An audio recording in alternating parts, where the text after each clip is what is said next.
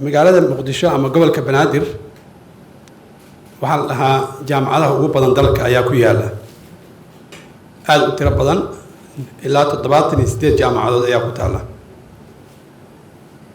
jaamacaduhu way badan karaan laakiin waxa ugu muhiimsan waxa waaye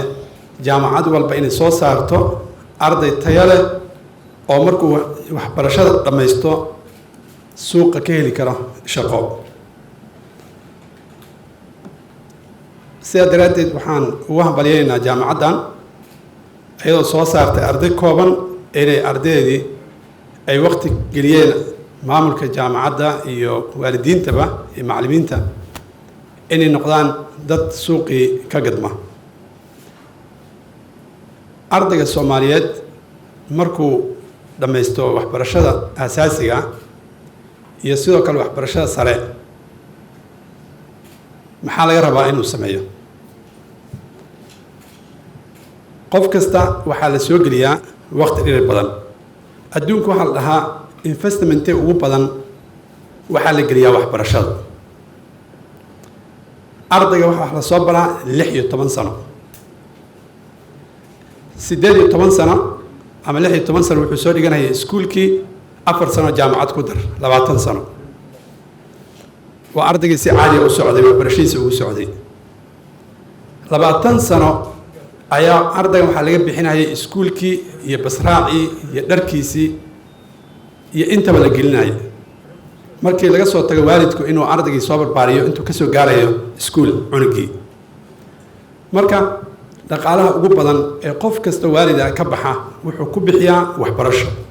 ayuu ku bixiyaa haddii marka intaas lagu soo marsiiyey maalintii aad jaamacad ka baxday ma aha inaad noqotid qof gurigii ku laabta ee waalidkii intaasoo juhdiga kugu soo bixiyey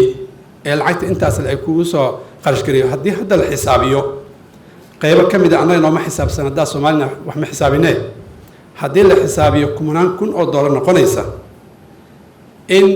ardaygii intuu baxo uu fadhiisto maxaa gurigii dhibaato kale waay sidoo kale shaqadu adiga ku soo doona mayso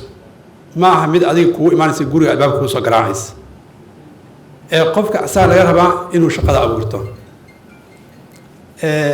ma la dhihi karaa jaamacadihii waxay soo saareen arday tiro badan suuqii shaqo ma taala ma la dhihi karaa ma suuqa shaqo way taalaa laakiin annaga markaan nahay Soomaalida iyo ilaahay u naxariista maahane shaqada aan rabnaa waxay tahay annagoo qurux badan inaan isla markii markaan jaamacadda ka baxnay inaan xafiis fadhiisano laakiin qofka ma dhahay inuu waxba soo baratay jaamacaddii ka soo qaad waxa ka baxday ICT ka baxday technology ku baratay haddaad technology wax ku baratay marka inaad wax kale ka shaqayn karin ma aha laakiin annaga waxaan iska dhaadhiceynaa wax kale kama shaqayn kartid qof markuu wuxuu leeyahay ilaa ICT aan helo shaqo ma aadaay maqaayadu ka shaqayn karaa inkastoo aan jeclayn in maqaayad ka shaqeyno meelo kale badan aan ka shaqayn karnaa haddaad maalintii intoo suuqa aadi soo shaqaysay $20 ama $100 ama bishii aad shaqaysay $50 $100 sharaf aleed waa shaqays marka waxaan rabaa in shaqada adigu aad raadisid ee adigu juhdi gelisid ee aad waalidka sugin waalidka juhdigaas soo geliyana aan waqti kale dhibaato ku sameyn haddii marka guriga aan fadhiisana maxaa dhacay markii jaamacadda ka baxnay dhibaatada dhacayso midda hadda ka sheekeynayay waalidkii aabba ama hooyaa u tagaysa waxa leedahay shaqo ii raadi shaqadii waxaa la yidhi maanta waxay noqotay garab iyo qabiil in la isu geeyo ani waxaa aaminsanahay inta badan waa been qabiil iyo garab maaha shaqada markaas waxaa la raadinayaa xildhibaankii iyo wasiirkii baa la raadinayaa bareshar la saarayaa qofkii markii qofkii la keenana ma shaqaysanaya haddana sidaa daraaddeed waxaan ku talinayaa ardada maanta meesha joogta intii shaqaysa ilaaha ku mahadsan intaa shaqaynina kula talina guriga ha fadhiisan waalidkana mushkilaha ku noqon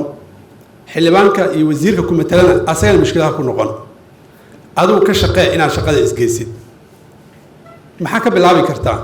waxaa ka bilaabi kartaa institutionada jiro dhan dhammaantood kelabta ha noqoto ama iskuul ha noqoto ama jaamacad ha noqoto ama ha noqoto institutionada dowladda hay-adaha dowladda ka shaqee inaad volunteer ku shaqaysid waxaad tidhaahdaa intoo tagtid waxaan rabaa inaan volunteer ku shaqeeyo bilaash inaan ku shaqeeya rabaa maxaa ka faa'iiday markaa bilaash ku shaqaysay waxaa ka faa'iiday koo horta aqoontaadii baa sii kordhinaysaa wixii aad soo baratay practical u bedeshay labo markii la arko sidaa u shaqaynaysid iyo kartidaada iyo tabartaada la arkana institutionkaas wuxuu ku qasbanaanayaa inuu shaqo ku siiyo hadduu arko fircoonidaada iyo dadaalkaada uu arko 20-50 markii la marahayo adduunka waxaa loo socdaa in la waayo qof aan ICT aqoon inuu shaqayn karin adduunku dhan wuxuu u socdaa technology marka halkaas markii la marahayo xagee dadkeena joogaan annaga arrintaas waxaan rabaa marka in laga faa'iidaysto oo waqti la geliyo waxbarashada manhajka cusub ee dalka ee hadda iskuulaadka aan ka dhigno wasaaradda runtii shaqo fiican ay qabatay juhdi badan ay ku bixisay wasiir dowlaha nala jooga dalka waxaa loo sameeyey manhajka loo sameeyey dugsiga hoose ayaa waxaa laga soo bilaabay in teknolojiyada ardayda la soo baro ayaa laga soo bilaabay waxaan laga soo bilaabay lama baabi'ine yaambadii iyo wixii beeraha ku samaysan jireen iyo wixiiba ardayda lasoo fahamsiinayaa ilaa secondary uu ka baxay waxaa la barahayaa maxaa ahaa technology manhajku wuxuu samayn doonaa uu isbedeli doonaa hadda meel uu marahayaa laakiin dhowrkii sanaba waxbaa laga bedeli doonaa iskuulaadkii hadda waxaa loo baahday macallimiin dhigta computerka ama technolojiyada ardayda barta faa'iido kale marka aad helaysaan hadda waxaa waaye iskuulaadka laftigooda shaqaa taalla waxaa loo baahan yahay macallimiin dhigta muxuu ahaa technolojiyada ayaa loo baahan yahay fursaddaasna way taallaa waana wax fiican sababta ah waxay tusinaysaa wasaaradda waxbarashada inay ka fikirtay 20-50 markii la marahayo dalka xaggee rabnaa inaan gaarsiino waa wax fiican marka waxaan leeyahay marka la hambaliyo dhammaantiin asalaamu calaykum waraxmatullahi wabarakaatu